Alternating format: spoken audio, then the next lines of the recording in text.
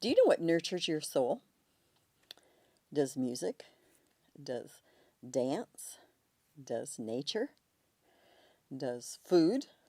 Does cooking? Crocheting? Knitting? Quilting? Drawing? Painting? Playing? What nurtures your soul?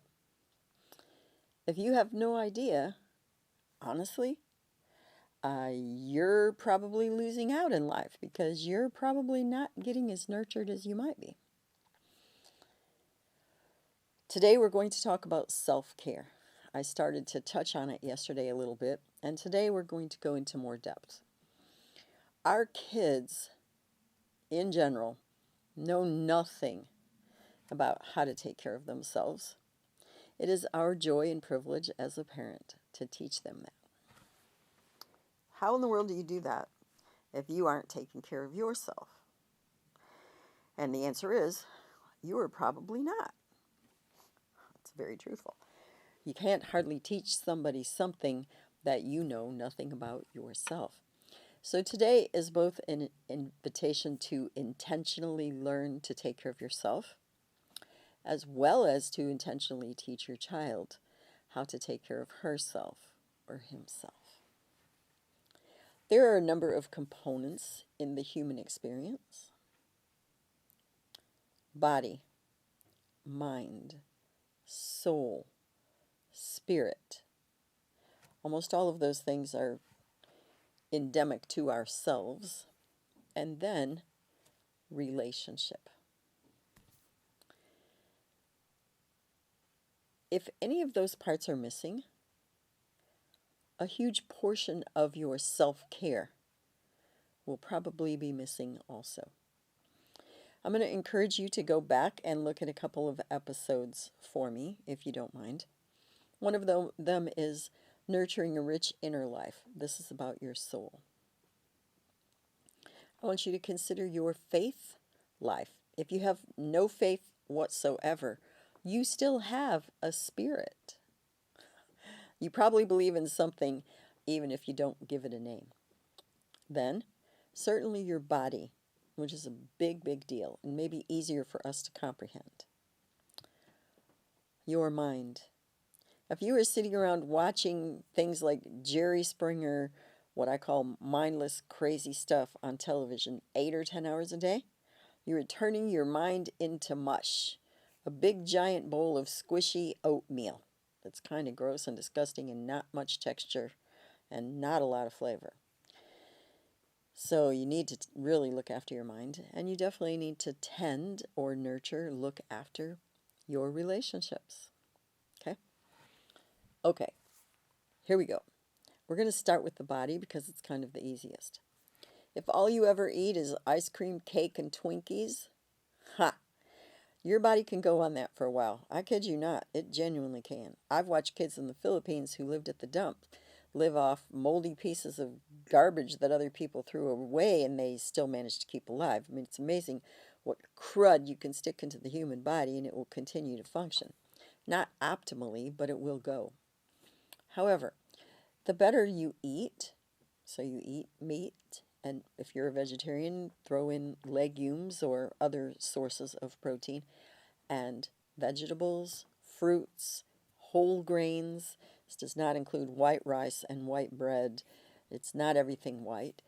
Uh, and you do a little bit of at least mild to moderate exercise. You have a somewhat active life or lifestyle. And you really are conscientious about not overly drinking or not doing drugs and frying your mind right out. You take care of your body, then you are doing self-care. When you take care of your mind. Lots of people never read. Oh my lands, it's astounding to me. My son has a PhD in English, and within the United States of America, as he taught, he would ask kids, how many books have you read in your life for fun? I can tell you well over 95% of his students over almost a 20-year time period now answered 0. This is a fact. And so, if you are a normal human being in the United States of America, you probably don't read much. I want to invite you to turn on your mind. I don't care if you read one book a month.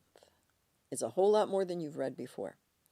I don't care if you read mindless stuff. I genuinely don't. But activate your mind. Start looking at language. Start developing concepts in your mind of what that person is telling you about.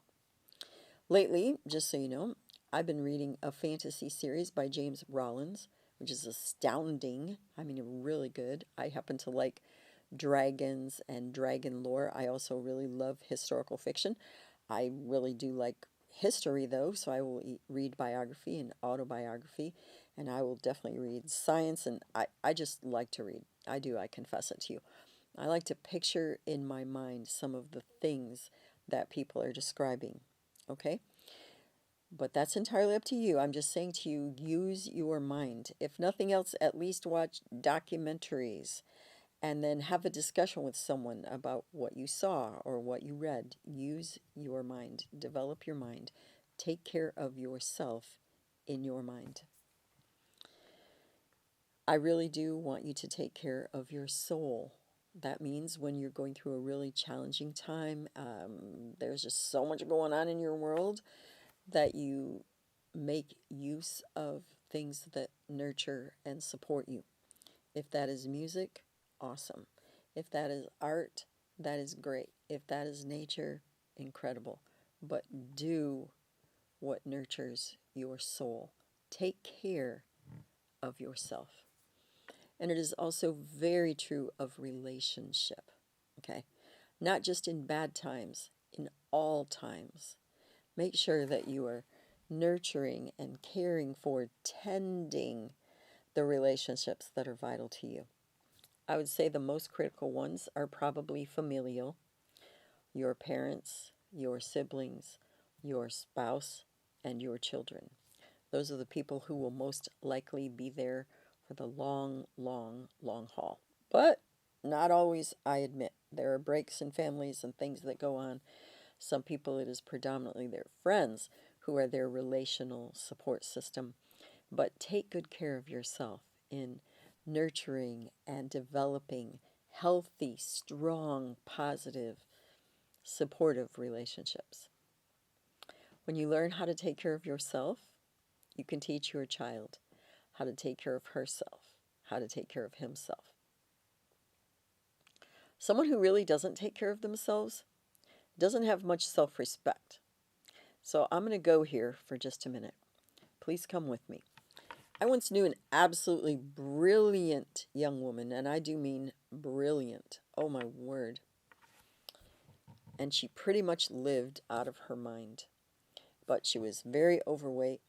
She was a hoarder. Her house was so filthy and so stacked with old junk. She literally had like about a 8 to 10 inch wide path, and she would turn sideways.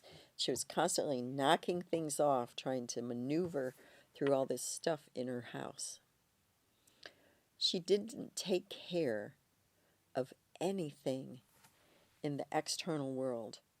It really demonstrated a lot of the internal chaos and dysfunction. You need to know that someone who's taking care of themselves can show that to you. You will see evidence of it. You'll see evidence of it in their living space. You'll see evidence of it in their hair, in the way they groom themselves, in their makeup, in their dress. You will see it. You will most assuredly see it in whether or not they are taking care of their inner world in any way, their spirit, their faith life, their soul, their mind. You can see it. And you can definitely see it in the way people do or do not take care of their relationships. I'm going to end today with the spirit. Are you taking care of your spirit? A lot of people actually deny their spirits in many ways, which is pretty sad because it is a huge part of life. God Himself created us as spiritual beings. He is a spirit. We are also spirits. I like the usage of the language in the Native American thought of the Great Spirit. I don't conceive of him in exactly the way that they do, but I do really love the language. God is a great spirit. I find it fascinating that Jesus put on human flesh and walked here with us so that we could see it, because it's a little easier for us to grasp when we see it externally through behavior. But the kind of love, the kind of truth, and the kind of purity that he lived out demonstrates things to us about the Spirit of God. We need to develop that spirit within us and a relationship with an awesome God. If you have questions or comments, I would love to hear from you. Please take good care of yourself today, and as you learn how to do that well, you will take good care of your children. I hope that your family is well cared for today. You may find additional information on our paintabeautifulpicture.com website.